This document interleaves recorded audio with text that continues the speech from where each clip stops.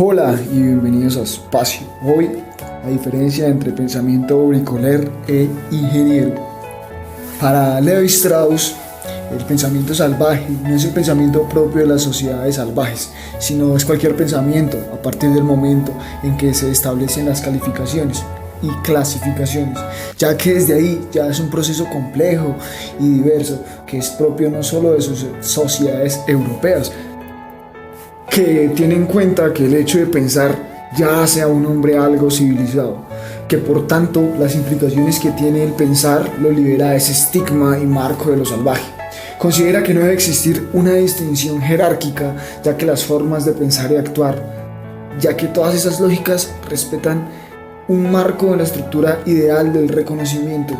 Considera además que todas las maneras de pensar son igualmente válidas. Quizá la mayor distinción radica en que para Levi Strauss la diferencia entre el pensamiento bricoler y el salvaje está en que el pensamiento salvaje, a través de los acontecimientos, crea una estructura, mientras que el pensamiento científico, a través de la estructura, crea acontecimientos. El bricolier, por tanto, es una forma de pensamiento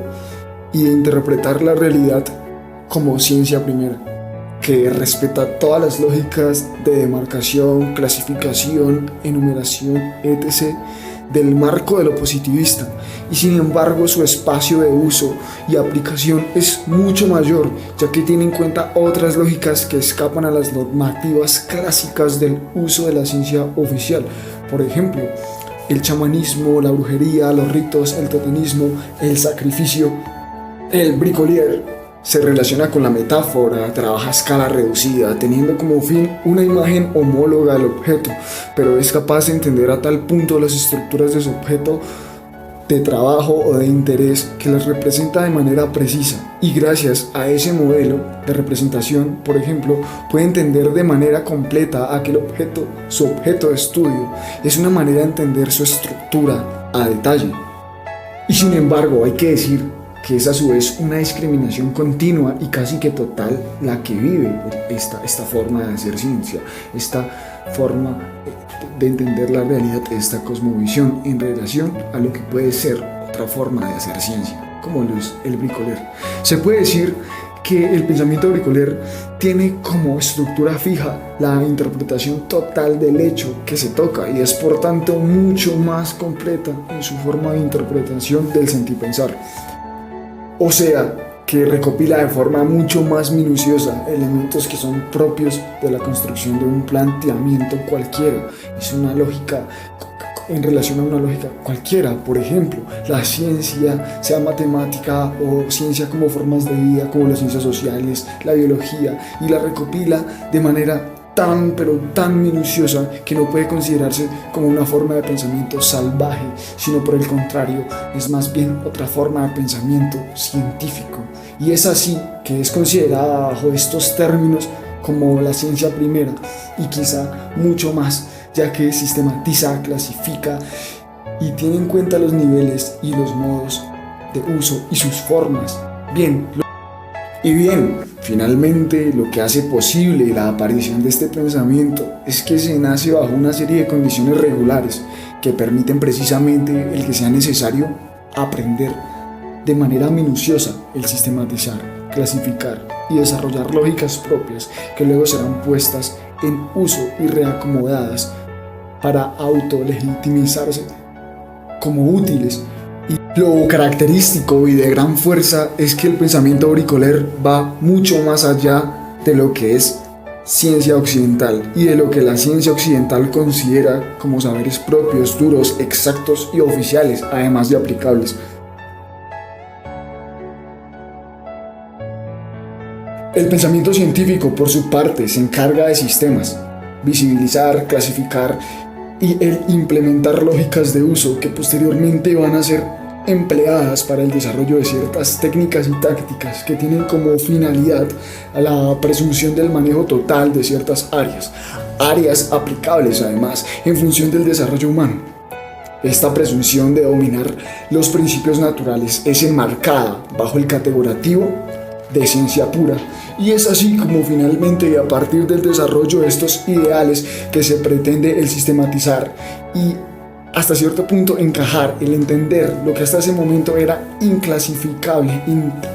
e inentendible, como por ejemplo los propios sentimientos, la clasificación de personalidades y la presunción de todas las reglas generales que pueden ser aplicables a los individuos.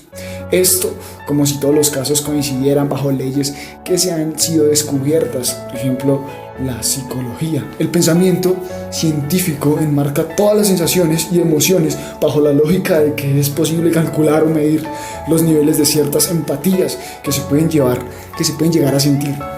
El pensamiento científico considera que es posible desprenderse de todo aquello que en cierta medida es fundamental para el principio de lo que es la naturaleza humana y encaminarlo a una producción masiva. Hay que entender además que hay una división de culturas, una segunda culturalización por parte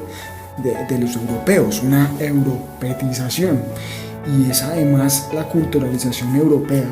quien tomará, por supuesto, el puesto de mayor importancia. Es así que todo aquel pensamiento que sea europeo o que se dé en esas circunstancias, en sus territorios, va precisamente a encajar y a dar la ruta a seguir de todas las posibles acontecimientos y autonombrándose como las máximas autoridades respecto a la ciencia de la psicología, medicina, el espacio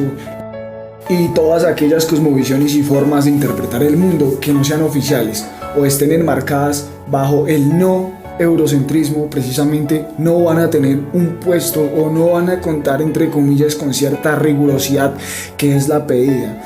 a sus estándares de pensamiento, bajo sus estándares de pensamiento,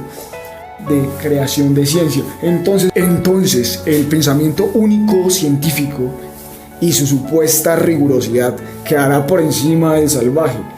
Lo que pretende decir aquí es que no hay un argumento real que pruebe o que ponga de entredicho que el pensamiento salvaje está al mismo nivel,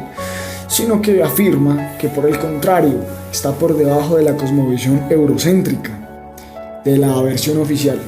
Finalmente, Levi-Strauss busca poner al pensamiento salvaje y al pensamiento científico no como polos opuestos, sino que les da el mismo peso de importancia, ya que ambos categorizan, sistematizan,